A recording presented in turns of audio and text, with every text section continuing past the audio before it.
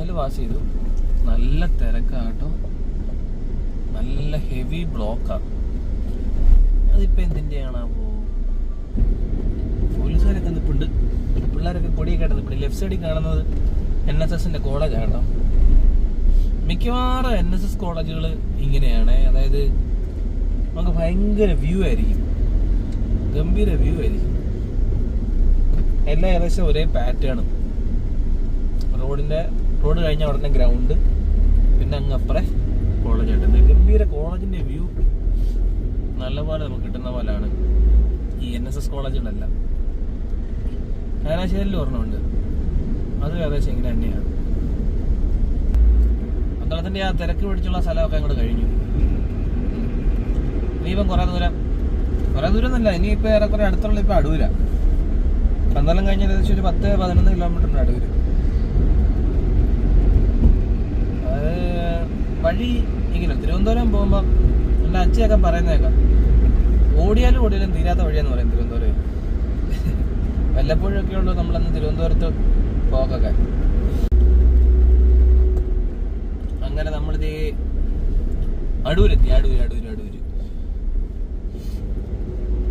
അടൂരും നമ്മൾ മെയിൻ ടൗണിലേക്ക് കയറേണ്ട ഒരു കാര്യമില്ല. അടൂരും നല്ല അടിപൊളി ഒരു ബൈപ്പാസ് ഉണ്ട്. അടൂർ ബൈപ്പാസ് പിന്നെ അത്യാവശ്യം നല്ല പ്രായമുള്ള ബൈപ്പാസാണ്. അതുകൊണ്ട് ഇപ്പം ബൈപ്പാസിന്റെ അവിടെ കുറേ കടകളും കാര്യങ്ങളൊക്കെ വന്നു. ട്രിവാൻഡ്രമൊക്കെ പോകുന്നിടത്ത് യാതൊരു കാരണവശാലും നമുക്ക് അടൂർ ടൗണിൽ കയറേണ്ട ആവശ്യമില്ല. ടൗണിൽ കയറാൻ നല്ല ചുറ്റാണ്, അങ്ങോട്ടും ഇങ്ങോട്ടും കുറേ വഴിയും കാര്യങ്ങളൊക്കെ ഉണ്ട്. ഭാഗ്യത്തിന്റെ സിഗ്നൽ നമുക്ക് അനുകൂലമാണ്. ഏകദേശം ഒരു 10-40 സെക്കൻഡ് കൂടെ ഉണ്ട്. ഇപ്പോൾ ഓക്കെ ആയതുള്ളതെന്ന് എനിക്ക് തോന്നുന്നു. നേരെ അടൂർ ടൗണ്, നമുക്ക് റൈറ്റ് ബൈപ്പാസാണ് കേട്ടോ. അപ്പോൾ നമ്മളിപ്പോൾ അടൂരാണ്. അടൂർ വേറെ ചെറിയൊരു ആവശ്യം ഉണ്ടായിരുന്നു, അതുകൊണ്ട് കുറച്ച് സമയം അടൂർ അങ്ങനെ അങ്ങ് പോയി. നമ്മൾ അങ്ങ് വരെ എത്തുമ്പോൾ ലൈറ്റ് കറക്റ്റ് കിട്ടുമെന്ന് അറിയത്തില്ല. ബിക്കോസ് ഇപ്പോൾ ഓൾമോസ്റ്റ് 5 മണി കഴിഞ്ഞു. അപ്പോൾ ഇനിയും കുറച്ചുകൂടെ ദൂരം പോകാനുണ്ട്. ആ സമയത്തേക്ക് ലൈറ്റ് ഡള്ളാകാനുള്ള ചാൻസസ് ഉണ്ട് നല്ലപോലെ.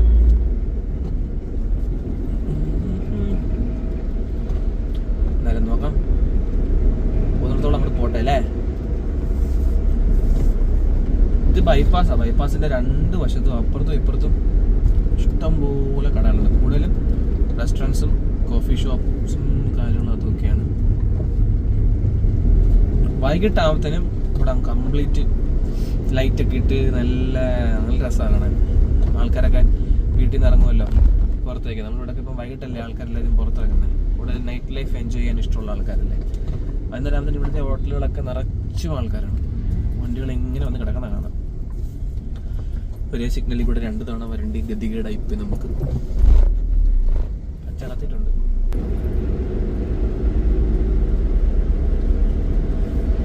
അങ്ങനെ നമ്മളിതേ കൊട്ടാരക്കര എത്തി. സാധാരണ വരുമ്പോൾ അത്യാവശ്യം നല്ലപോലെ ട്രാഫിക് ജാം ഉള്ള സ്ഥലമാണ് കൊട്ടാരക്കര.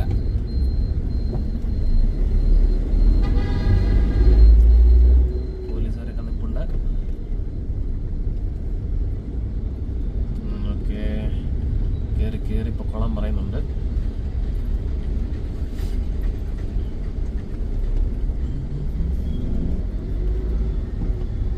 സിഗ്നലിൽ നിന്നും മോചനം കിട്ടി. സിഗ്നലിലൊക്കെ വളരെ കുറച്ച് സമയമുള്ളൂ. ഇത് 20 സെക്കൻഡ് ഉണ്ടായിരുന്നുള്ളൂ.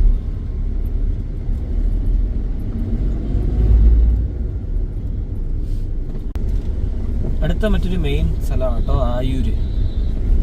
ഇതാണ് ആയൂർ. സിഗ്നല് നിർത്തിക്കഴിഞ്ഞാൽ പടിപാടും. അയ്യോ ഓറഞ്ചായി, അറ്റത്തെ വണ്ടി നമ്മളായി. ശുഭം. കടന്നു കിട്ടി. ആയൂർ സിഗ്നലും കുറച്ചു നേരം കടന്നു കേട്ടോ. 1 മിനിറ്റോളം കിടന്നു. 1 മിനിറ്റോളം കിടന്നിട്ട് നമ്മൾ അങ്ങനെ ആയൂരും പാസ് ചെയ്തു. ഇനിയുള്ളത് ചടയമംഗലമാണ്. ചടയമംഗലം ചടയമംഗലം എത്തി കേട്ടോ. മുകളിൽ കണ്ടോ ജടായുപ്പാറ. Live statue. ലോകത്തിലെ ഏറ്റവും വലിയ ബേർഡ് സ്റ്റാച്യു ആണത് കേട്ടോ. ഒരുപാട് സിനിമകളിലൊക്കെ ഉണ്ട്, ഹോളിവുഡ് അല്ല ബോളിവുഡ് പടത്തിലൊക്കെ ഉണ്ട്. നമ്മുടെ ഫോറസ്റ്റ് ഗംപിന്റെ റീമേക്ക് ഉണ്ടല്ലോ ഹിന്ദി, അമീർ ഖാൻ ചെയ്ത ലാൽ സിംഗ് ചദ്ദ, അതിനകത്തുണ്ട്. ഒരു ടൂറിസ്റ്റ് ഡെസ്റ്റിനേഷൻ ആണ്, ഒരു സിപ്പ് ലൈനും അങ്ങനത്തെ കുറച്ച് കാര്യങ്ങളൊക്കെ ഉണ്ട്. ആ സ്റ്റാച്യു ഇരിക്കുന്നതിൻ്റെ അടിയിൽ ആ പാറയ്ക്കകത്ത് ഒരു ചെറിയൊരു കഫറ്റീരിയ പോലെ സെറ്റപ്പ് പോലത്തെ ഒരു മ്യൂസിയമോ അങ്ങനെ എന്തൊക്കെ ഉണ്ട് അവിടെ. പോയിട്ടില്ല ഇതുവരെ, ഒന്ന് പോണം. നമ്മള് ചടയമംഗലമൊക്കെ കഴിഞ്ഞ് അടുത്ത് കിളിമാനൂർ എത്തുന്നതിന് തൊട്ട് മുമ്പ് ഒരു കടയുണ്ട്, വഴിയോരക്കട. വഴിയോരക്കട എന്നതിൻ്റെ പേര്, റെസ്റ്റോറൻ്റാ. ഇങ്ങനെ നീളത്തിൽ കണ്ടോ, ഇവിടുന്ന് ഇങ്ങനെ തുടങ്ങി ഇങ്ങനെ നീളത്തിൽ ഇതാ ഈ കാർ കിടക്കുന്നുണ്ട്, ഇവിടം വരെ ഉണ്ട് ആ റെസ്റ്റോറൻറ്റ്. ഒരു നിലയേ ഉള്ളൂ, അതിങ്ങനെ പന്തലിച്ച് നീളത്തിലാണ് കിടക്കുക. ടേസ്റ്റ് ഒക്കെ ഉണ്ട് കേട്ടോ ഫുഡിന്. അവിടുത്തെ ഫുഡെല്ലാം നാടൻ ഫുഡാണ്. ഇങ്ങനത്തെ കുറച്ച് സ്ഥലങ്ങളിലൊക്കെ നല്ല തിരക്കുണ്ട്, പിന്നെ പയ്യെ എഴഞ്ഞേ പോകാൻ ഒക്കെയുള്ളൂ. നമ്മൾ വലിയ സ്പീഡിൽ പോകുന്നുമില്ല, വലിച്ച് കെട്ടി പോകുന്നൊന്നുമില്ല. കിളിമാനൊരു സിഗ്നലാട്ടോ.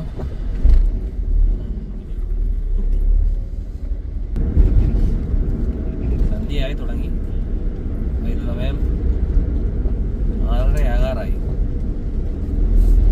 6 മണി തൊട്ട് ഡിം ലൈറ്റ് പ്രതീക്ഷിച്ചാൽ മതി അല്ലേ. 6:30 ആകാറായി. ഈ വീഡിയോയ്ക്കകത്ത് കാണുമ്പോൾ നല്ല സ്പീഡായിട്ട് തോന്നും, വണ്ടി പോകുന്നതൊക്കെ ഭയങ്കര സ്പീഡായിട്ട് തോന്നും.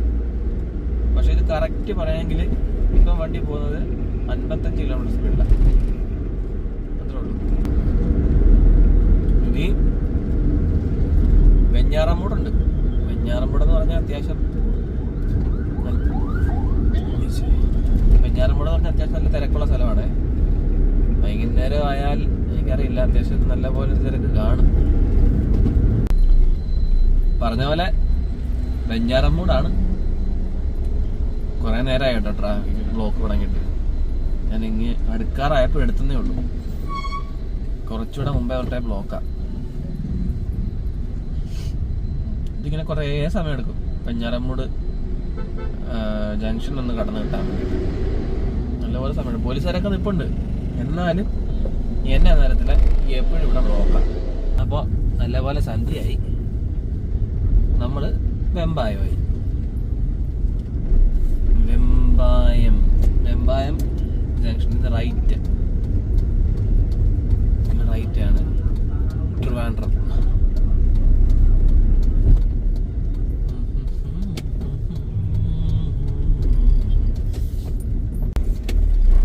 അങ്ങനെ നമ്മള് പാളയം എത്തി കേട്ടോ. പാളയം ഇവിടെ സാധാരണ ഈ പള്ളിയിലും ഓപ്പോസിറ്റ് പള്ളിയിലും അമ്പലത്തിലൊക്കെ ലൈറ്റ് ഇടേണ്ടതാണ്. ഈ പള്ളിയിൽ ഇട്ടിട്ടില്ല. അപ്പോൾ ഇവിടുത്തെ ഒരു മെയിൻ അട്രാക്ഷനാണ് പാളയത്തെ.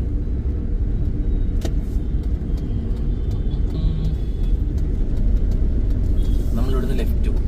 ഓക്കെ, ഇവിടുന്ന് ലെഫ്റ്റ്. ആരോ മുന്നിൽ കൊണ്ട് തളർത്തം നിൽപ്പുണ്ടല്ലോ.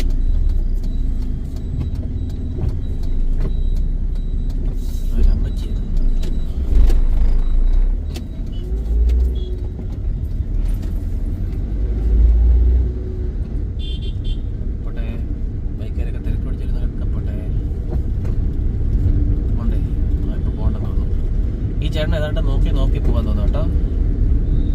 എന്നാണോ എന്തോ.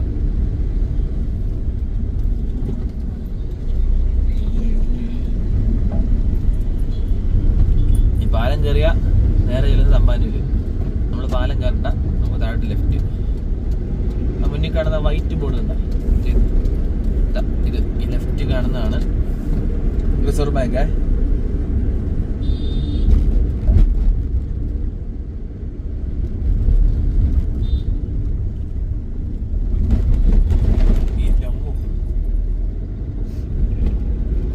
ഭാഗം ചിരണ്ടി എടുത്തോണ്ട് പോയ പോലെ അത്രയും ഭാഗത്തായിട്ട് 6 കിടക്കുന്നത്. ഇതാണ് ബേക്കറി ജംഗ്ഷൻ. ബേക്കറി ജംഗ്ഷൻ ഇപ്പൊ തിരുവനന്തപുരത്ത് 2-3 ഉണ്ടെന്ന് തോന്നുന്നു. കഴിഞ്ഞ ദിവസം ആരോ പറയുന്നത് കേട്ടു ഒരു ബേക്കറി ജംഗ്ഷൻ കൂടെ എവിടെയോ തുടങ്ങിയെന്ന്. ആർക്കറിയാം. ഇതാണ് the very first bakery junction. നമ്മൾ നേരെ വഴുതക്കാടിന് പോയിക്കൊണ്ടിരിക്കാം.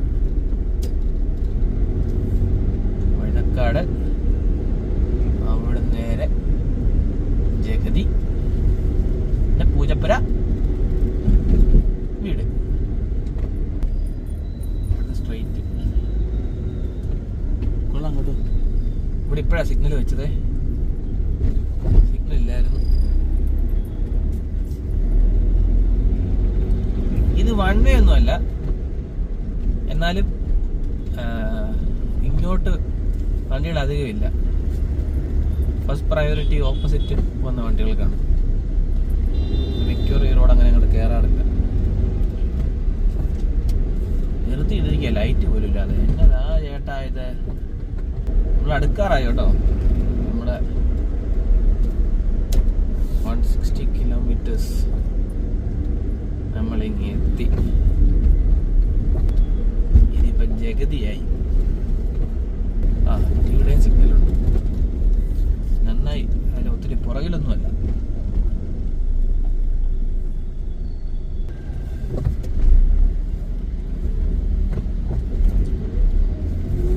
പച്ചായ ഗെയിൻ.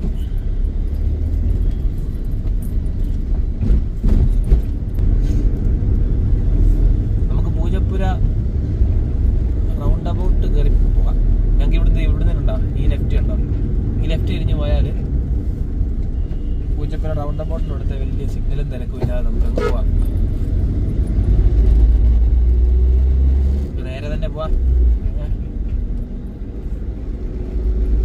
ഇനിയിപ്പോൾ റൈറ്റ് സൈഡിൽ കാണുന്ന എല്ലാം ജയിലിൻ്റെ കോമ്പൗണ്ടാണ്. ഇത് റൈറ്റ് സൈഡിൽ കാണുന്നത് ജയിലിൻ്റെ മെയിൻ എൻട്രൻസാണ്. ലെഫ്റ്റ് കാണുന്നത് പൂജപ്പുര ഗ്രൗണ്ട്, സ്റ്റേഡിയം. സ്റ്റേഡിയത്തിൻ്റെ റൗണ്ടിനകത്തുള്ള ഷോപ്പുകളാണ് ചുറ്റും കാണുന്നത്. ഇതാണ് പൂജപ്പുര റൗണ്ട് അബൌട്ട്.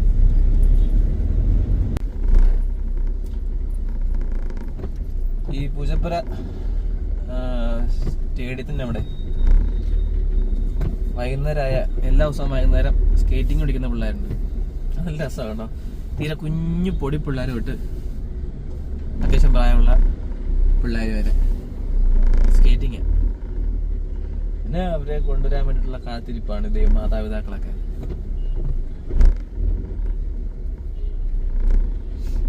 നല്ല രസമാണ്. രാത്രി ഇതൊന്നും അല്ല സത്യം പറഞ്ഞാൽ, പൂജയുടെ സമയത്ത് വരണം.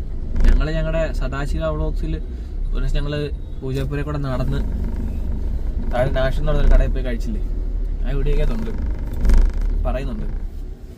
പൂജപ്പുര പൂജയുടെ സമയത്ത് കാണണം. ഭയങ്കര ആഘോഷമാണ്.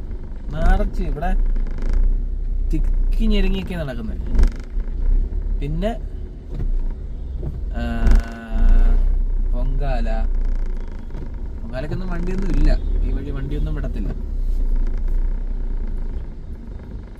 അങ്ങനെ ഭയങ്കരമായിട്ടുള്ള ആഘോഷമാണ്. പൂജയുടെ പരിപാടിയാണ് ഏറ്റവും വലിയ പരിപാടി. അങ്ങനെയായിരിക്കും പൂജപ്പുര എന്ന് പേര്. പറയാൻ പറ്റത്തില്ല. ഞാൻ തുടക്കത്തിൽ പറഞ്ഞില്ലേ ഓരോ സ്ഥലങ്ങൾക്ക് പേര് വീണേൻ്റെ പിന്നിലെ കഥകൾ.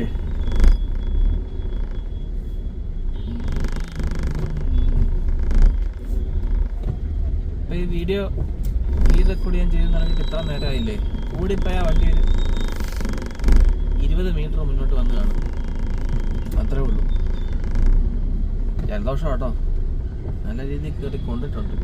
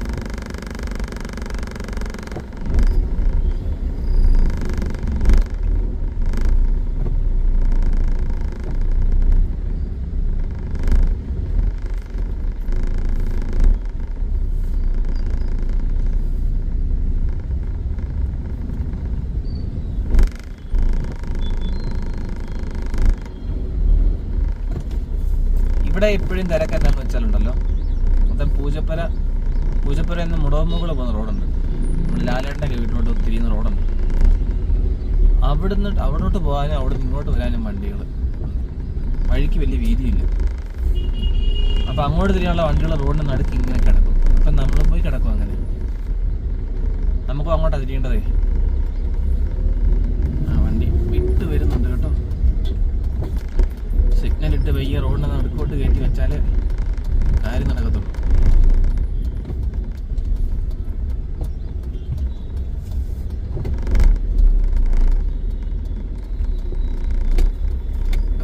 നമുക്ക് തിരിയാൻ പറ്റി. ഭാഗ്യത്തിന് അധികം നേരം പോസ്റ്റായിട്ട് കിടക്കേണ്ടി വന്നിട്ടില്ല.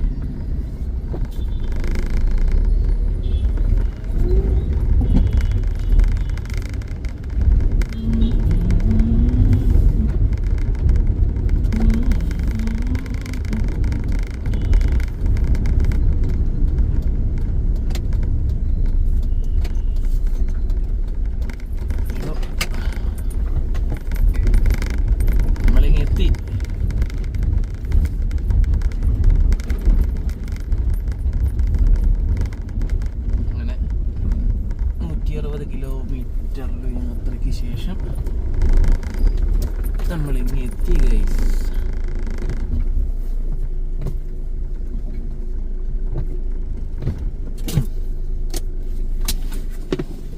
അപ്പൊ ഇറങ്ങാം.